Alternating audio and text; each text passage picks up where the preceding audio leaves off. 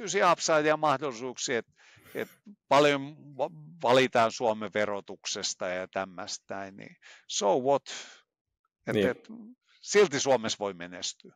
Kyllä. Niin kuin, että okei, kyllähän niin kuin harmittaa, että kun katsoo niin kuin, mitä veroja maksetaan ja tämmöistä, meneekö ne tehokkaaseen käyttöön, mutta mä en ole niin kuin siinä pisteessä, mä olen niin kuin muussa, niin sit niin kuin siinä mielessä. Että. Niin ja toi ehkä se, että keskittyy niin kuin niihin asioihin, mihin itse voi vaikuttaa, ja toi on sellainen Joo, asia, kyllä. että voithan se muuttaa Suomesta pois, mutta sitten joo, se on taas se olisi ihan... se vaihtoehto niin kuin siinä mielessä, että joo, no mä muutan muualle sitten. Ja monta kertaa niin kuin voi vaihtoehtoa olla, niin kuin, että mä muutan lämpimään, että miksi mä nyt täällä kylmässä olen, ja tämmöistä kaikki niin kuin ihmiset tekee. Ihan fine vaihtoehtoja, mutta niin kuin siinä, että sun pitää niin kuin niihin mahdollisuuksiin keskittyä.